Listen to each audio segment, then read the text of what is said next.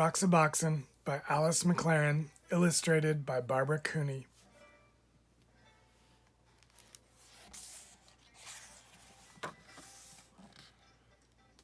Roxaboxen by Alice McLerren, illustrated by Barbara Cooney.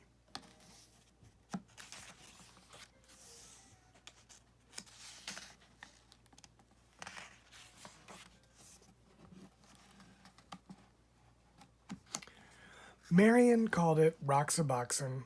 She always knew the name of everything. There across the road, it looked like any rocky hill. Nothing but sand and rocks, some old wooden boxes, cactus and greasewood, and thorny ocotillo. But it was a special place. The street between Roxaboxen and the houses curved like a river, so Marion named it the River Road. After that, you had to ford a river to reach Roxaboxen.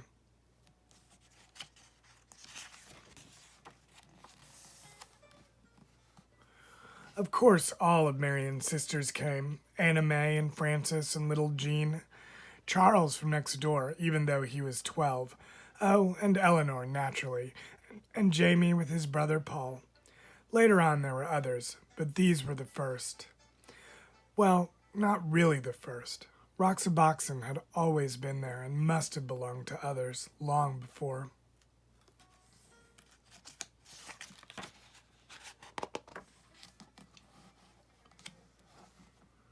When Marion dug up a tin box filled with round black pebbles, everyone knew what it was. It was buried treasure. Those pebbles were the money of Roxaboxen. You could still find others like them if you looked hard enough. So some days became treasure hunting days, with everyone trying to find that special kind. And then on other days, you might just find one without even looking.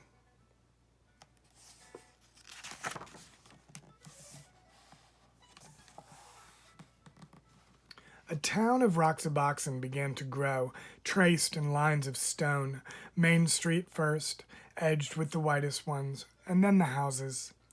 Charles made his of the biggest stones. After all, he was the oldest. At first the houses were very plain, but soon they all began to add more rooms. The old wooden boxes could be shelves or tables or anything you wanted. You could find pieces of pottery for dishes. Round pieces were best.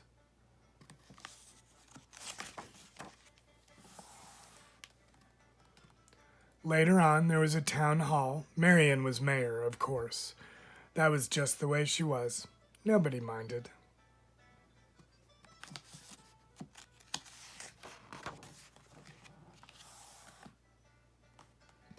After a while, they added other streets. Frances moved to one of them and built herself a new house outlined in desert glass, bits of amber, amethyst, and sea green, a house of jewels.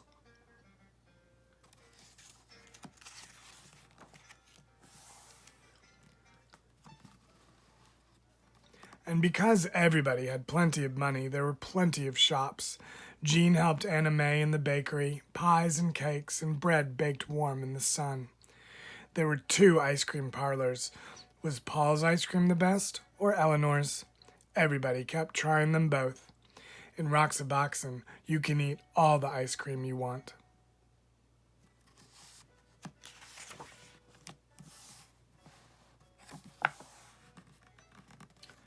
Everybody had a car. All you needed was something round for a steering wheel. Of course, if you broke the speed limit, you had to go to jail.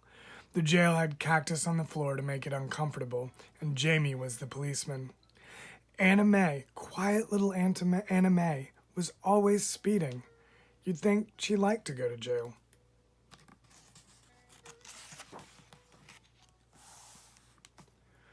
But if you had a horse, you could go as fast as the wind. There were no speed limits for horses, and you didn't have to stay on the roads. All you needed for a horse was a stick and some kind of bridle, and you could gallop anywhere.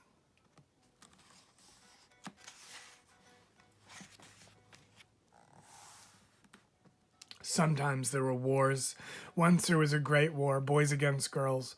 Charles and Marion were the generals. The girls had Fort Irene, and they were all Girl Scouts. The boys made a fort at the other end of Roxaboxen, and they were all bandits. Oh, the raids were fierce, loud with whooping and stamping of horses. The whirling swords of Ocotillo had sharp thorns, but when you reached your fort, you were safe.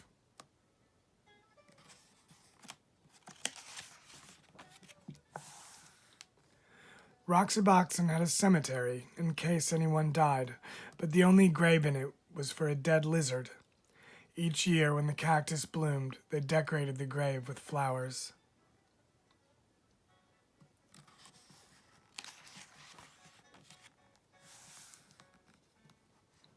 Sometimes in the winter, when everybody was at school and the weather was bad, no one went to Roxaboxen at all. Not for weeks and weeks. But it didn't matter. Roxaboxen was always waiting. Roxaboxen was always there. And spring came and the Ocotillo blossomed, and everybody sucked the honey from its flowers. And everybody built new rooms, and everybody decided to have jeweled windows. That summer there were 3 new houses on the east slope and 2 new shops on Main Street. And so it went. The seasons changed and the years went by. Roxaboxen was always there.